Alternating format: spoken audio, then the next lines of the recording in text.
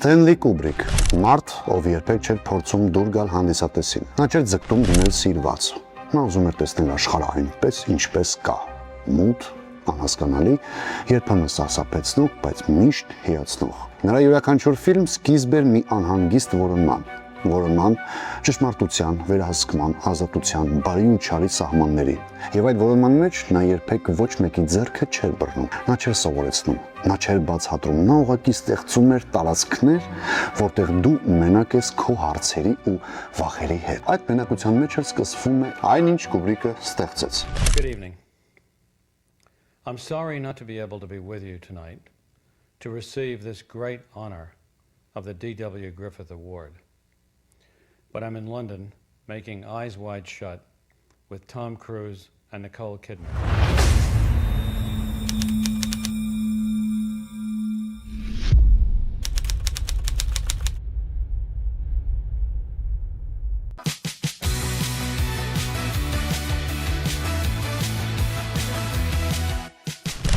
Ստենլի Կուբրիկը ծնվել է 1928 թվականի հուլիսի 26-ին Նյու Յորքի Բրոնքս թաղամասում, հրեական ընտանիքում։ Նրա հայրը Ջեյկոբ Կուբրիկը բժիշկ էր,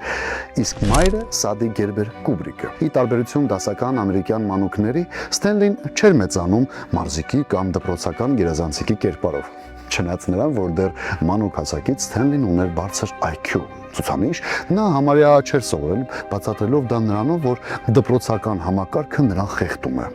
Հետագայում նա ասել է. դպրոցում ես երբեք չեմ սովորել ինչ-որ բան, ինչը ինձ անհրաժեշտ լիներ իրական կյանքում։ Ես միայն ապրել եմ դպրոցում, սպասելով ավարտին։ Բազմաթիվ աղբյուրների վկայությամբ Կուբրիկը հաճախ բացակայում էր դպրոցից, չնայած այն բանի, որ նրա հայրը մեծ հույսեր էր կապում որդու ակադեմիական ապագայի հետ, բայց տղան չուներ ավանդական հաջողության հանդեպ ձգտում, նա իր ներքին աշխարհում էր ապրում, ուշադիր դիտելով կյանքը։ Սակայն մեկ իրադարձություն շեղում է պատանում իր դանդաղ հոսող առօրյայից։ 1939 թվականին 11 տարեկանում հայրը նրան նվիրում է շախմատի տախտակ։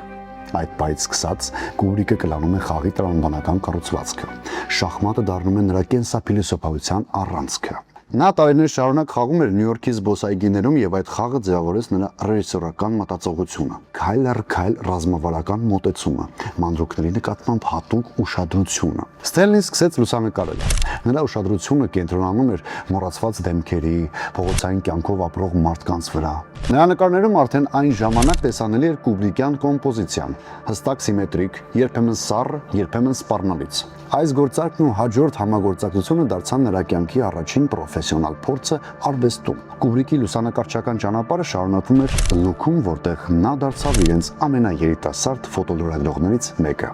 Նա աշխատում էր քաղաքի տարբեր հատվածներում, պատմություններ փնտրելով։ Նա հավատում էր, որ ամենահետաքրքիր պատմությունները ապրում են ամենասովորական մարդկանց մեջ։ Պարզապես պետք է ճիշտ ժամանակին, ճիշտ անկյան տակ նայել։ Մի հետաքրքիր դեպք պատմել նրա նախկին խմբագիրներից մեկը։ Մենք տեսանք, որ նա լուսանկարեց մի մարդու, որը պարզապես նստած էր մետրոյում, բայց լուսանկարը խոսում էր մահվան մասին։ Նա ուներ վիզուալալեզու, ոչ նկարելու, այլ պատմելու համար։ Այս ժամանակահատվածում Կուբրիկը նաև սկսում է հավաքել արվեստը, ոչ բառացիորեն, այլ ներսում։ Նա դիտում էր ֆիլմեր, ոչ զվարճանալու համար։ Նրա ամենասիրելի ֆիլմերից մեկը Մաքս Օֆելսի La Ronde-ն էր։ Il est à toi. Voici la clé. Այդ շարժումները հետագայում Կուբրիկը կդարձնի իր կինոների ամենակարևոր տարրերից։ Կուբրիկը ինքն էր մոնտաժում, լուսավորում, նկարահանում, պլանավորում, ամեն ինչ ինքնուրույն, ու դա սկսվեց դեռ պատանեկության տարիներից։ Իսկ դպրոցում շարունակում էր տանել ծանր հիասթափություններ։ Դրա համար նրան չէին ընդունում համալսարաններ, բայց դա չէր հիասթափեցնում Ստենլիին։ Եվ հենց հայրը, Ջեյկոբը, որոշում է օգնել տղային գնալ դեպի կինո։ Նա անգամ վարկ է վերցրել, օգնելու Ստենլիին նկարահանել իր առաջին կարճամետրաժ վավերագրական ֆիլմը Day of the Fight։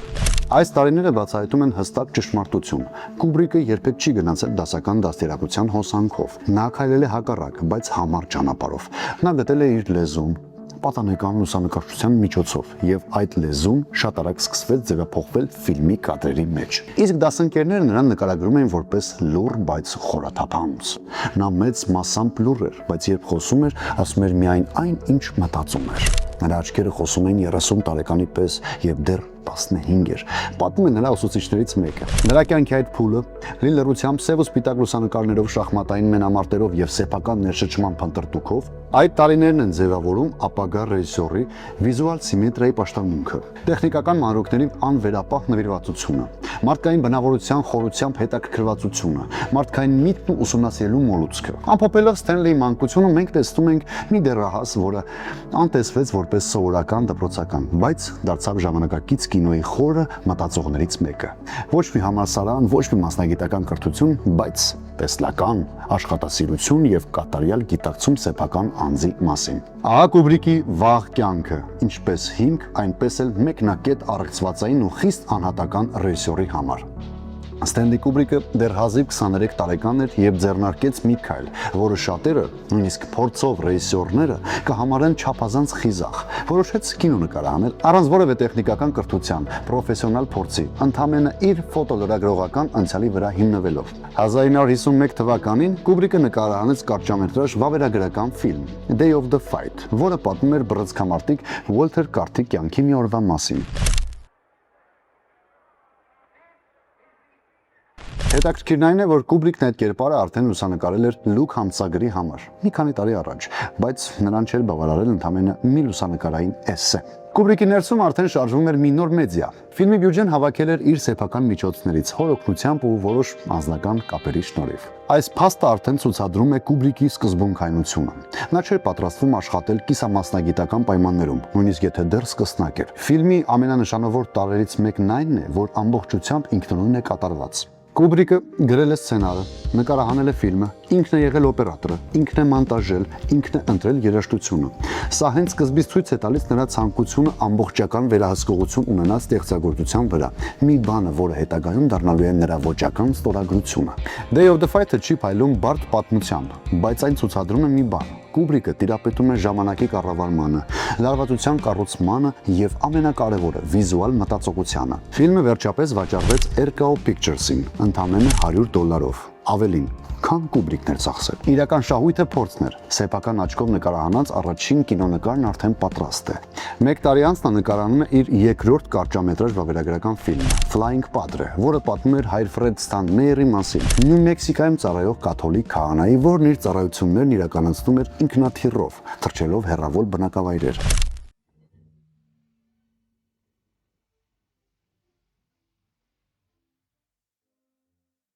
Բայց Կուբրիկը կրկին ինքն էր անում գրեթե ամեն ինչ։ Արձագանքները համեստ էին, սակայն կինոնկարը հնարավորություն տվեց նրան ավելացնել եւս մեկ փաստ իր պորտֆոլիոյում՝ հակվածություն ոչ սովորական հերոսների հանդեպ։ Քահանան, ով թռչում է ինքնաթիռով մարդկանց օգնելու համար, տիպիկ կուբրիկյան կերպար է, ոչ ստանդարտ, ոչ հասարակ, մի փոքր առանձնացված աշխարհից։ 1953 թվականին նա արդեն զգում էր, որ պատրաստ է իր առաջին գեղարվեստական լիամետրաժ խաղարկային ֆիլմի համար։ Այդ ֆիլմը կոչվում էր Fear and Desire։ Սա մի քանի զինվորների պատմությունը, ովքեր պատահմամբ հայտնվում են թշնամու անտառում եւ սկսում է փիլիսոփայական եւ հոգեբանական ճամփորդությունը։ Այդ ֆիլմը Կուբրիկը նկարել է նեղ բյուջեով, իր ընկերոջ բանաստեղծ Հովարդ Սաքլերի օգնությամբ։ Նրանք միասին աշխատում էին մեկ տեսախցիկով, մեկ բրիգադով, առանց մեծ թիմի կամ տեխնիկայի։ Ֆիլմի պրեմիերայից տարիներ անց Կուբրիկը փորձեց արգելել դրա ցուցադրությունը։ Նա ամաչում էր այդ աշխատանքից։ Կուբրիկը ֆիլմի մասին ասել է. Դա սկսնակի գործ էր, անփորձ, տեխնիկապես թույլ։ Ես չէի ուզում, որ մարդիկ այն ասոցացնեն իմ անունի հետ։ Սակայն պատմությունը չհիշեց այս ֆիլմի բացթողումները։ Fear and Desire-ում արդեն կարելի է նկատել թեմատիկ գծեր, որոնք Կուբրիկը հետագայում զարգացրել է ամբողջ ուժով։ Պատերազմ, մարդկային խղճի ճնշում, ֆիզիկական եւ հոգեկան վերահսկողության հարցեր, լրության եւ բացատրության անհետացումը սցենարում։ Նույնիսկ եթե ֆիլմն անփորձ է, այն փիլիսոփայորեն արդեն Կուբրիկյան է։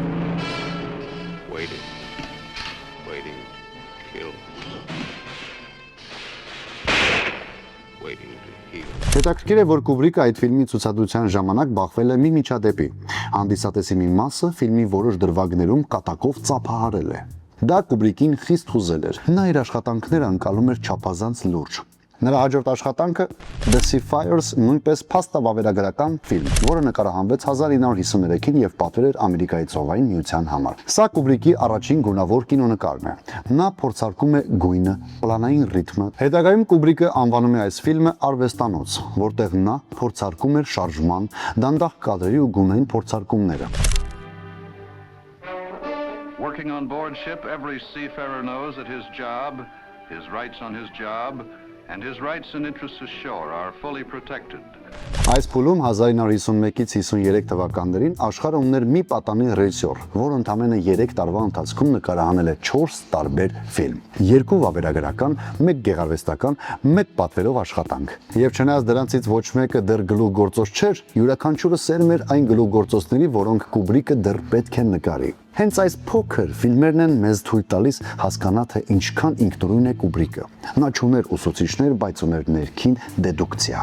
Նա չուներ կինոյի տեխնիկական գիտելիքներ, բայց ուներ վճռականություն։ Նա ինքն էր սովորում սխալներով, փորձով, փորձարկումներով։ Եվ այստեղ է, որ ծնվում է Կուբրիկի իսկական իկոնա դառնալու հիմքը՝ կատարյալ ինքնուրույնությունը։ Նա երբեք չէր սպասում թույլատրության կամ պաշտոնական աջակցության։ Նա իր աշխատանքները սկսեց մենակ, ավարտեց կինոյի պատմության ամենազդեցիկ ռեժիսորների ցանկում։ Սթենլի Կուբրիկը կինոյում հայտնվեց որպես երիտասարդ հետաքրքրասեր ռեժիսոր, բայց նրա իրական Կուբրիկը որպես խորը մտածողությամբ կոնցեպտուալ վարպետ ձևավորվեց այս փուլում։ 1956-ից 1964 թվականները Կուբրիկի սկզբնական տարիները չեն։ Սա նրա ոճի ծննդի ժամանակահատվածն է։ Այստեղ նա սկսում է մուտք գործել այն տարածք, որտեղ վերջնականապես կորցնում է սկսնակ բառն իր անվան կողքին։ Եվ ամեն ինչ սկսվեց մի ֆիլմից՝ The Killing 1956։ The Killing-ը մութ թրիլեր է, որը հիմնված է Լիոնել Ուայլթի վեպի հիման վրա։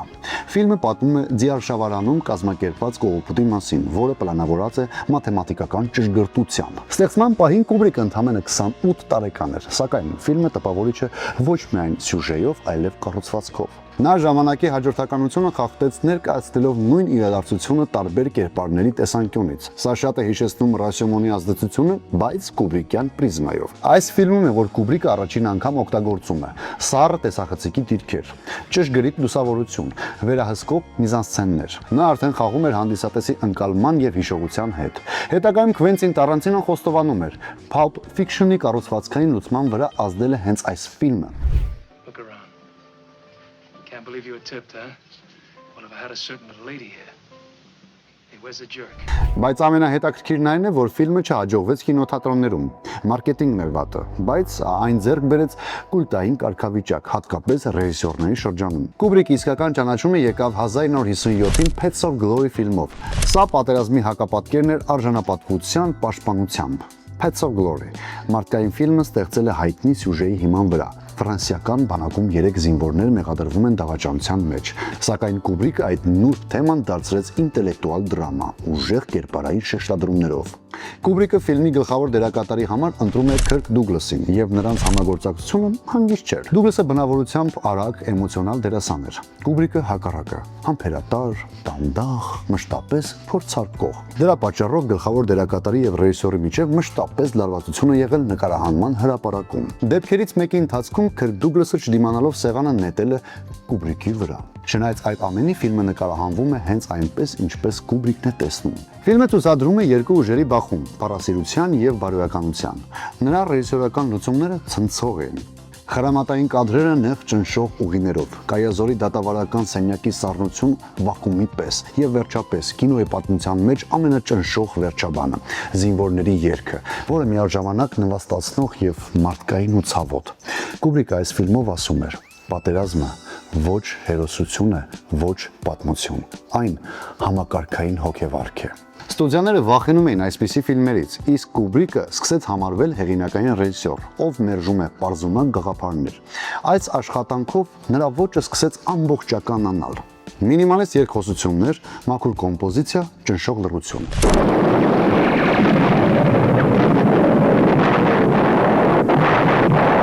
Չնայած լարված հարաբերությունների անմիջապես Pets of Glory-ից հետո Դուգլասը հրավիրում է Կուբրիկին նկարահանելու մեծաբյուջե Սպարտակուսը։ Սա միակ ֆիլմն է Կուբրիկի կյանքում, որտեղ նա չուներ լիակատար ստեղծագործական վերահսկողություն։ Նախագիծը սկզբում սկսել է այլ ռեժիսորի կողմից։ Դուգլասը Կուբրիկին հրավիրում է կեսից։ Ֆիլմը հսկայական պատմական էպոս էր, մեծ դեկորացիաներով, հազարավոր զինված բանակով, գլադիատորական մարտերով, բայց հենց այս ֆիլմում Կուբրիկը սկսում է հեռանալ ստուդիաների համակարգից։ Նա հասկանում է, որ այդ մոդելը սահմանափակում է նրան թե սյուժետային, թե էսթետիկ իմաստով։ Ես հասկացա, երբ ֆիլմը քոնը չի ամբողջությամբ, այն դադարում է լինել արվեստ, ասել է Կուբրիկը։ Սպարտակուսը ստացավ Օսկարներ, գնահատվեց հանրության կողմից, սակայն Կուբրիկը այն քիչ էր սիրում։ Նա այլևս երբեք չհամագործակցեց հոլիվուդյան ստուդիաների հետ։ To make Spartacus the superb achievement it is. Neither time, nor money, nor talent. Հաջորդ քայլը 1962 թվականին Լոլիտան էր։ Կուբրիկի համար նոր մակարդակ։ Վլադիմիր Նաբոկովի վեպը արդեն սկանդալային համբավ ուներ։ Պատմությունը մի հասուն մարդու ու անչափահաս աղջկա Լոլիտայի միջև հիվանդագին հարաբերությունների մասին է։ Հոլիվուդում երկար էին փորձում արդարացնել սցենարը։ Նաբոկովը սկզբում ինքը գրեց սցենարը, բայց Կուբրիկն այն լրջորեն կրճատեց։ Սահմանափակումները բազմաթիվ էին։ ԱՄՆ-ի ցենզուրան չէր թույլատրում բաց տեսարաններ, բայց Կուբրիկը խաղաց լեզվի, ենթատեքստների եւ պարադոքսների վրա։ Նա ընտրեց պիեսային մոտեցում։ Սև ու սպիտակ պատկեր, նեղ լոկացիաներ եւ ամենակարևորը մանիպուլյատիվ կերպարներ։ Գլխավոր կերպարը խաղաց Փիթեր Սելերսը։ Այս դերը դարձավ կինեմատոգրաֆիայի պատմության ամենահիշվողներից։ Սելերսը խաղում էր բազմադեմ կերպար, ով կարծես մեկ մարդ էր մի քանի դիմակներով։ Սելերսի այդ յուրահատկությունը Կուբրիկը հետո օգտագործում է Դոկտոր Ստրենջլավ ֆիլմում, որտեղ Սելերսը մարմնավորում է միանգամից 3 կերպարի։ Իսկ Լոլիտայի դերը խաղաց Սյու Լայոնը ընտրվեց հարյուրավոր կաստինգներից հետո։ Նրա կերպարը չէր ընդգծվում սեքսուալությամբ, այլ մաքրությամբ, չարաճճիությամբ, գրեթե մանկական չարությամբ։ Հենց այս հակադրությունն էր, որ սարսափեցնող էր ոչ թե նրա մարմինը, այլ դերը մեծահասակների մոլորությունների մեջ։ Ֆիլմը հայտնվեց սկանդալային կիզակետում, բայց Կուբրիկը խուսափեց ուղիղ պորնոգրաֆիկ պատկերներից, ստեղծելով մտավոր սեռական լարվածություն, որը շատ ավելի ուժգին էր։ Նա կատակով ասել է. «Եթե ես իմանայի, որ Լոլիտան կունենա այսքան մեծ հաջողություն, ապա կնկարեի ավելի սուր»։ Լոլիտան դարձավ ռիսկային հաղթանակ։ Ֆիլմը արժանացավ բարձր գնահատականների եւ որպես գրական ադապտացիա եւ որպես ռեժիսորական հմտության ցուցանիշ։ Այստեղ Կուբրիկը ձևավորեց մի բան։ Նա առաջին անգամ իր կարիերայում լիարժեք կիրառեց մի հնարք, որը հետագայում կդառնար նրա ստորագրություն՝ զգացմունքային չեզոքությամբ նկարել խորը խախտում։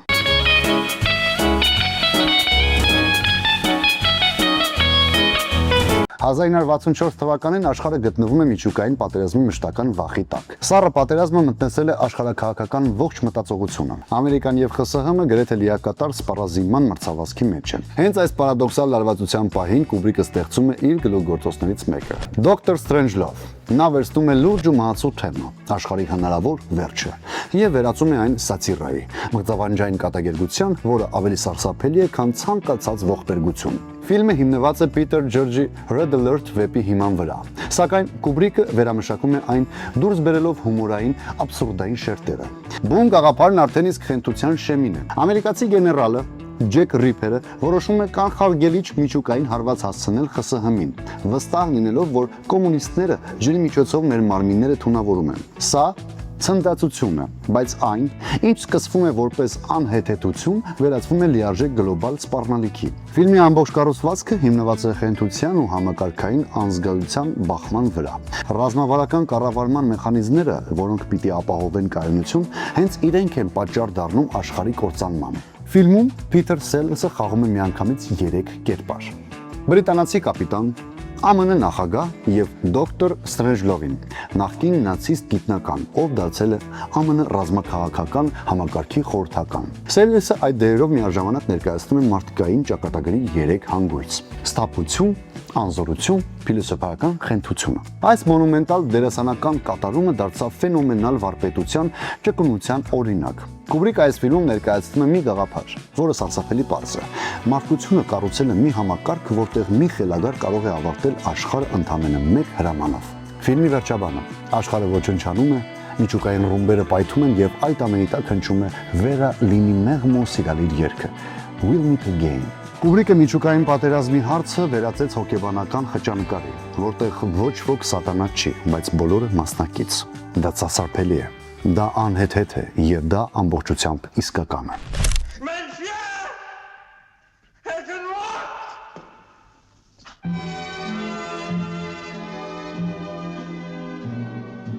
1956-ից 1964 թվականների ընթացքում Կուբրիկը քայլ առ քայլ կառուցեց իր կինեմատոգրաֆիկ լեզուն։ Նա հրաժարվեց ստուդիական վերահսկողությունից, հասավ լիակատար ինքնուրույնության եւ ստեղծեց այն վիզուալը, որը կդառնար հիմք 2001 տիեզերական ոդիսականի, փայլատակումի եւ լայն փակված աչքերով ֆիլմերի համար։ Նրա ոճը այս փուլում միաձուլում է հետեւյալը. ճշգրիտ կոմպոզիցիա, սառ, բայց դիտողական պատմվածք, թեմատիկ քայքայում առանց ուղիղ քարոզի։ Նա այլևս պարզապես երիտասարդ ռեժիսոր չէր, նա դարձել է վարպետ, որը տիրապետում է ոչ միայն կինոյին, այլ ինքը իրականությանը քննադատելու լեզվին։ 1968 թվականը կինոյի պատմության մեջ նշանավորվեց մի ստեղծագործությամբ, որը ցնցեց ոչ միայն էկրանները, այլ նաև մարդկության պատկերացումները ժամանակի, մարդու, տեխնոլոգիայի ու տիեզերքի մասին։ Դա էր 2001 տիեզերական ոդիսական ֆիլմը։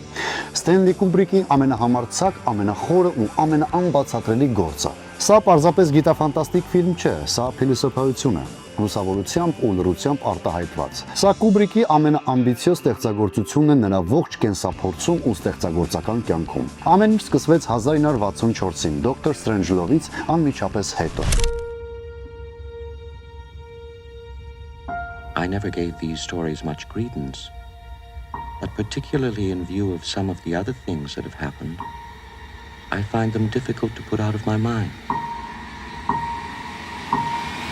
Կուբրիկը որոշեց խորանալ գիտաֆանտաստիկ ժանրում, բայց ոչ ավանդական ձևով։ Նա չցանկացավ ֆիլմ նկարահանել թռչող ափսեների, կռվող հրեշների կամ մոլորակների միջև պատերազմների մասին։ Նրա նպատակը այլ էր՝ բարձրացնել հարցերը, որոնց պատասխանը չուներ։ Նա համագործակցում է գրող Արթուր Քլարքի հետ, վերածելով վերջինիս կարճ պատմությունը The Sentinel-ը, բայց այս համագործակցությունը երբեք դասական չէր։ Քլարքը գրում էր վեպը, Կուբրիկը սցենարը։ Երկուսն էլ զարգանում են զուգահեռ, առանց մեկը մյուսին ենթարկելու։ Ֆիլմը տևում է 2 ժամ 40 րոպե, բայց դրա զգալի մասը լրացվում է լռությամբ, երաժշտությամբ եւ շարժումով։ Սա այն հազվագյուտ ֆիլմերից է, որտեղ պատմությունը պատմում է առանց բառերի, վիզուալ լեզվով, ինչպես երաժշտությունը առանց տեքստի։ Տիեզերական գրաֆիկան նկարահանվել է առանց թվային էֆեկտների։ Կուբրիկը մշակել է բացառիկ մեխանիկական մեթոդներ, նկարահանել է գրավիտացիոն սիմուլյացիաներ, ստեղծել է ռոբոտային ձեռքեր, պտտվող դեկորացիաներ, լուսային դիզայներ, համակարգեր, որոնցով լույսը ոչ թե լուսավորում է կադրերը, այլ կառուցում մթնոլորտը։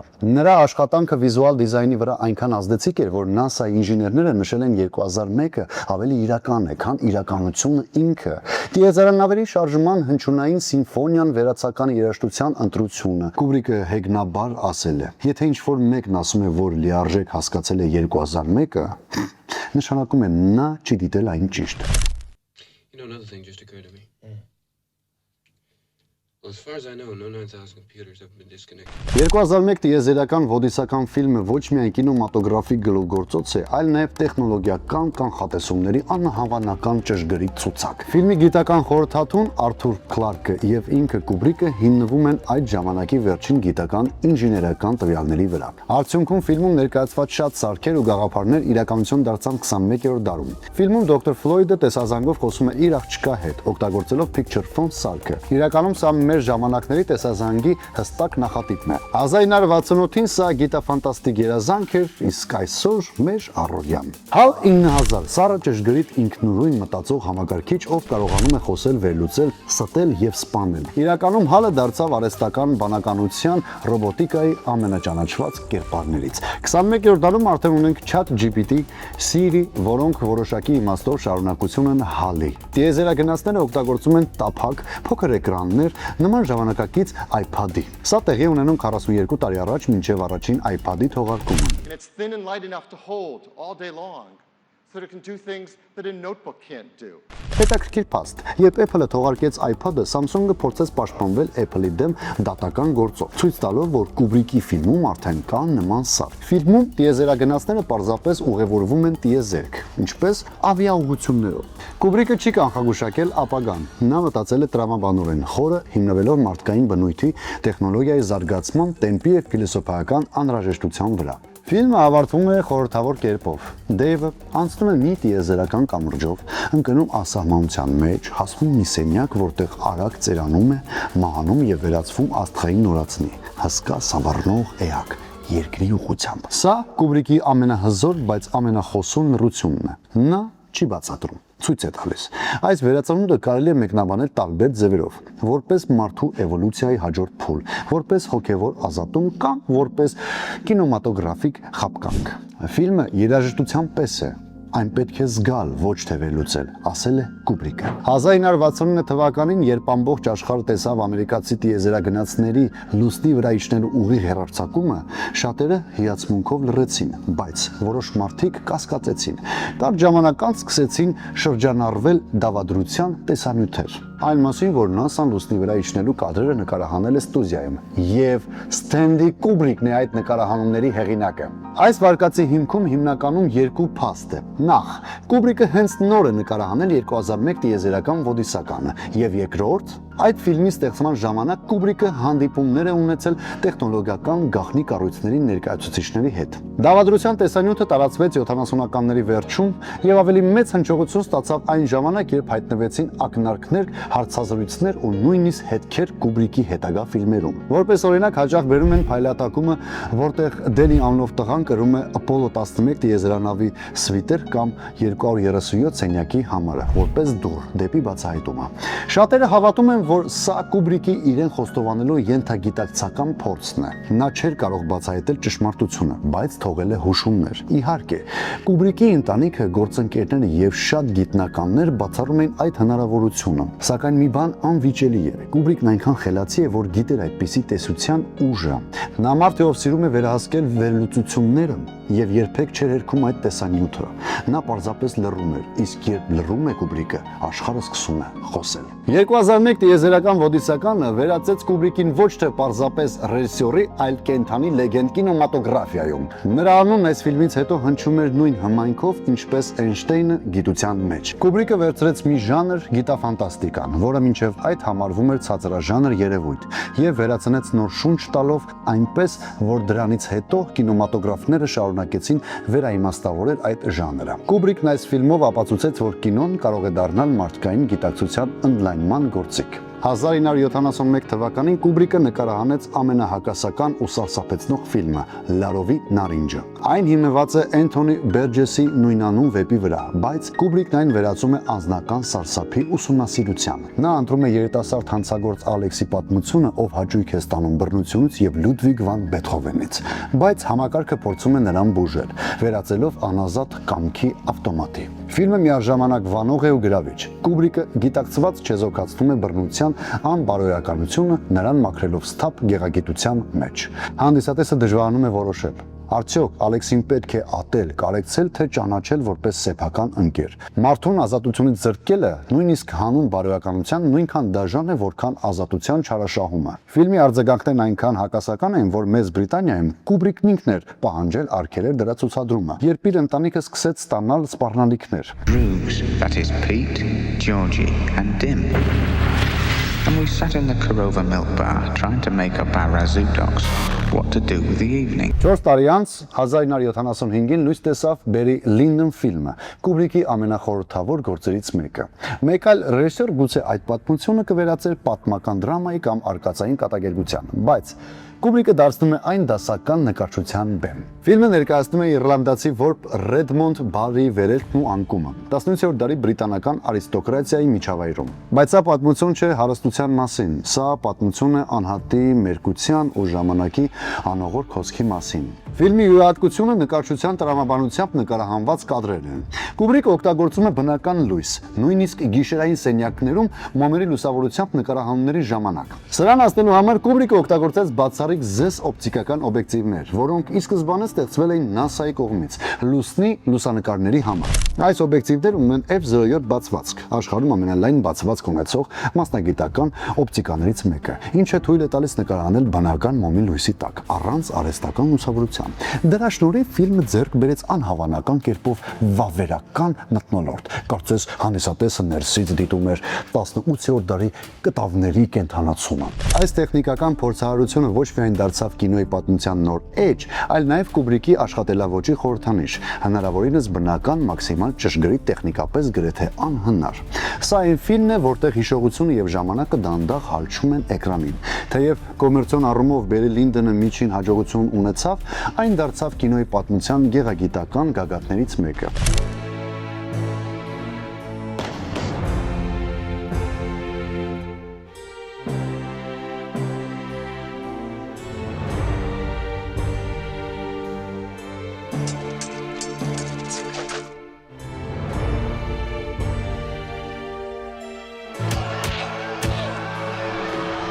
Սթիվեն Քինգի նույնանուն վեպի հիման վրա ստեղծված փայլատակումը կինեմատոգրաֆիկ սարսափ ժանրի սահմանները քանդող աշխատանք է, բայց Կուբրիկը մեկ անգամ եւս չվստահեց գրական հիմքին։ Նա վերցրեց նրա ոգին եւ ոչ սյուժեն եւ 1980 թվականին նկարահանեց փայլատակում ֆիլմը։ Ջեք Թորենսը, մարմնավորած Ջեք Նիկոլսոնի կողմից, ընտանիքի հետ մեկնում է ձմռանը դատարկ հյուրանոցը հսկելու համար, բայց շուտով սկսում է խելագարվել,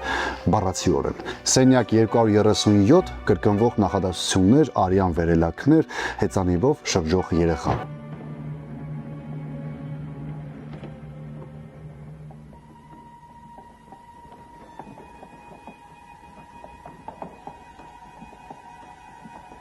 Կուբրիկը սարսափը ներկայացնում է ոչ թե որպես ճիչ, այլ որպես հոգեվիճակ։ Նա ստիպում է հանդիսատեսին կորցնել վերահսկողությունը ժամանակի տարածության եւ զգայությունների նկատմամբ։ Իսկ նրա մոնտաժային ռիթմը, մեթոդիկան ու ճշգրտությունը ավելի սարսափեցնող է, քան որևէ թռիչքային վախ։ Հիշարժան դրվագներից մեկում Ջեքը գոռում է.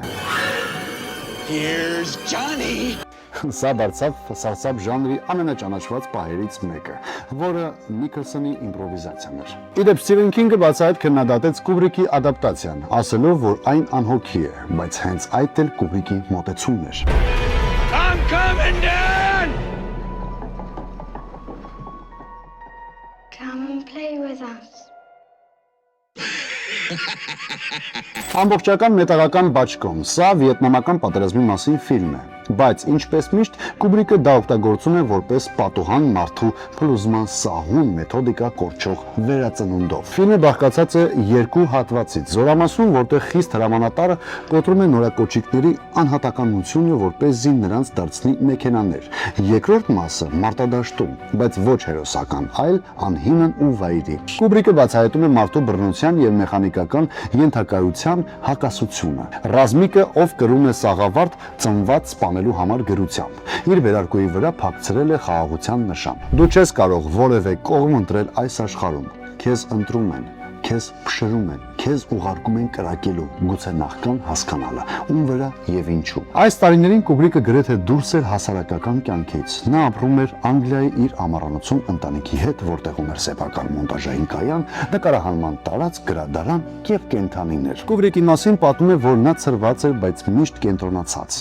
Նա կարող է տասնյակ անգամ վերանկարահանել մի տեսարան, մի հայացք ստանալու համար։ Նրա անձնական կյանքը անցնում է փակ դռների հետևում, բայց նրա արվեստը բաց էր։ Նրա անձնական կյանքը անցնում էր փակ դռների ետևում, բայց նրա արվեստը բաց էր, ցավոտ ու գրավիչ։ Կուբրիկի մեկուսացած կյանքի պատճառով նույնիսկ հայտնվել էին Կուբրիկի նմանակներ, ովքեր շրջում են տարբեր փառատոներով եւ ներկայացնում իրենց որպես մեծանուն ռեժիսոր Սթենլի Կուբրիկ։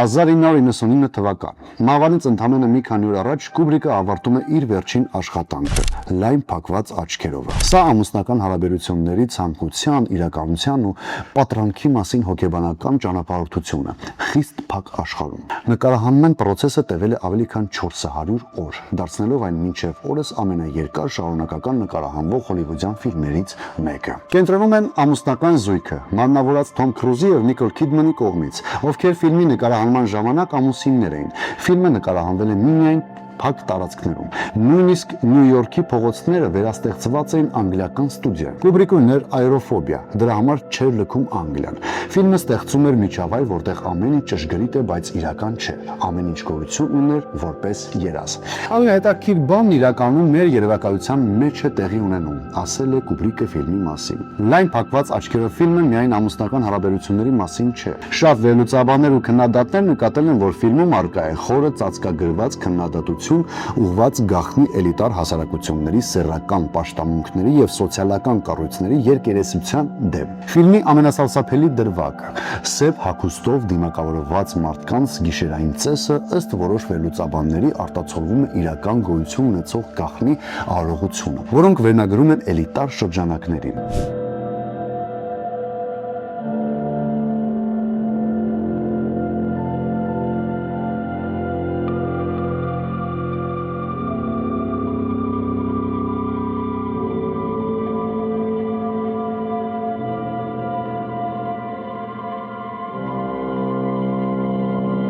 Կուբրիկը կորցրել է իր կյանքը, որովհետև բացահայտեց այն, ինչ չպետք է հայտնվեր էկրաններին։ Ոմանք պնդում են, որ Կուբրիկը ներկայացրել է իրական կազմակերպությունների մասին ակնարկներ, բազմաթիվ սիմվոլներով։ Վենետիկյան դիմակներ, շրջանի կենտրոնում կանգնած կին, խաչվող սյունաձև սրահ, լատինական երգ ու մշակութային դեկորներ։ Այս ամենը համընկնում է որոշ գաղտնի կազմակերպությունների, հատկապես ֆրիմասոնների եւ իլումինատների մասին հանրաճանաչ պատկերացումների հետ։